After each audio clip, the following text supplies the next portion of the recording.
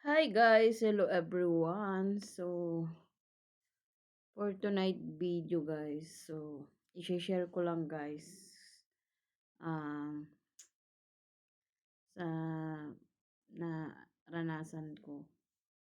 Alam nyo guys, ito ang mahirap sa aming buhay OFW, tapos yung malayo ka sa pamilya, tapos pag may nararamdaman ka, hindi ka man makadaing sa pamilya mo kasi nga iniisip mo na wag silang magproblema.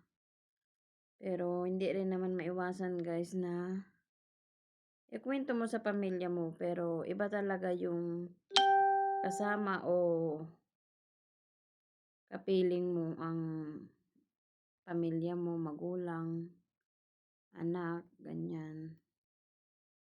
Tapos, siyempre, naiiyak na naman ako guys. I-share ko lang guys. Ito yung time na sa aming malayo sa pamilya, ito talaga ang mahirap guys. Kaya,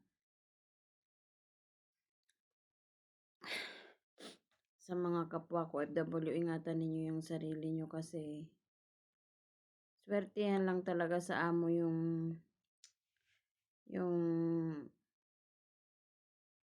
ipapagamot ka, yung mag-i-effort sa'yo na uh, mag-aalala sa'yo, at siyempre lalo na sa bahay ang trabaho, marami talagang trabaho ang bahay guys. Pero uh, naiiyak ako guys. Pero pasalamat pa rin ako sa Panginoon kasi nga yung amo ko, pag alam naman nilang, kasi nga minsan pag may time talagang may naramdaman ako yung talagang kwan lang na kaya ko naman, hindi ko sinasabi sa amo ko. Siyempre, ano naman, kaya naman. Pero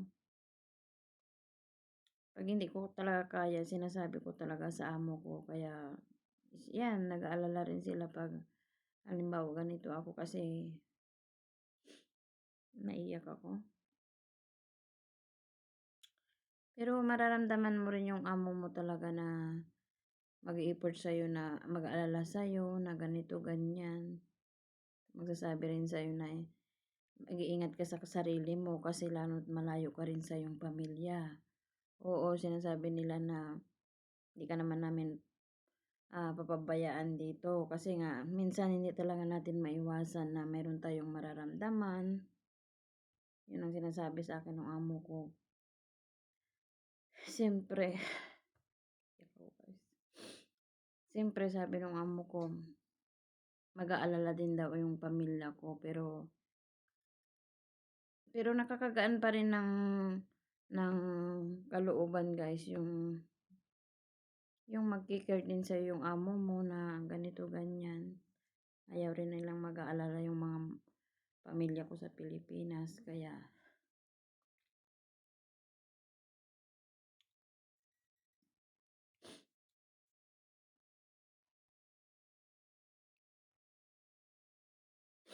yan, kaya.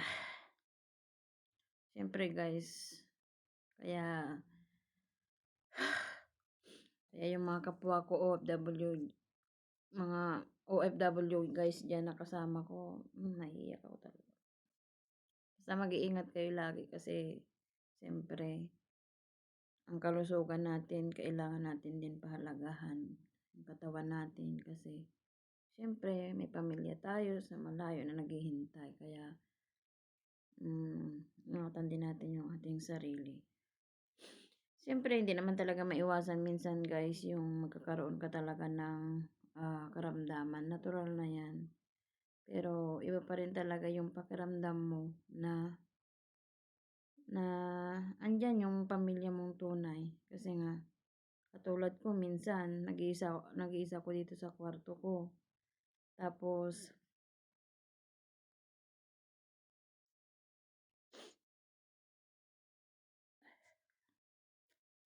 siyempre, minsan hindi mo maiwasan talaga na malulungkot ka guys. Kahit na matagal na ako sa amo ko minsan talaga, siyempre 'pag mahal mo talaga yung pamilya mo, mga anak mo,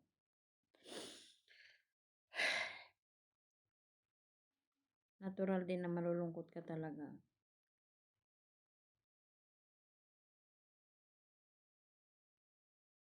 Yun lang guys, basta lagi tayong mag-iingat at siyempre number one si God sa ating, puso. Lagi natin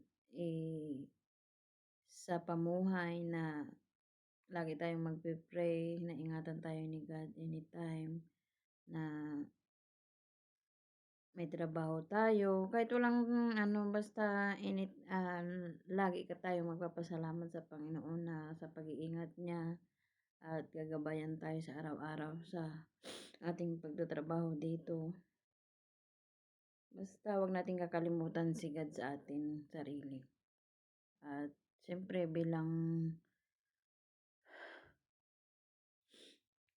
nakakaiyak guys, yung time talaga na minsan na maiisip mo yung pamilya mo. Basta ganito lang talaga, na-share ko lang guys. Basta mag-ingat tayo lahat guys. Ingatan natin ang ating kalusugan. At siyempre, mahalaga yan. Yun lang guys.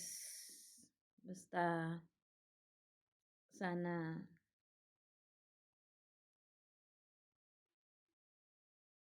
pag may nararamdaman kayong mga katulad kong OFW, magpapa-check up kayo kaagad kasi nga, ang hirap talaga pag lumala yung karamdaman. Ako kasi binawalan na rin ako ng doktor dati na nagpa-check up na rin ako dati noon na yung sobrang pagod, saka yung puyat ka. Hindi naman talaga maiwasan yan guys kasi nga lalo na sa amo ko laging may bisita. Siya kasi ang dinadalaw dito kaya hindi natin maiwasan yung pagpupuyat. Sa pagod naman minsan hindi naman ako araw-araw pagod guys kasi nga meron naman akong pahinga dito sa hapon hanggang 9:00 ng gabi.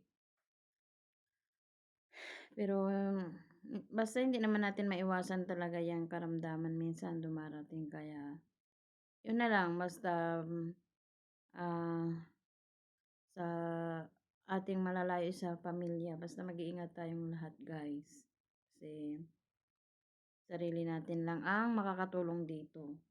At yun lang guys, share ko lang kasi syempre marami rin nagtatanong sa akin kung okay lang ba ako. Okay naman po ako kaso nga lang kailangan ko lang talagang magpahinga. At siyempre, kailangan din ng ating katawan yung magpapahinga tayo.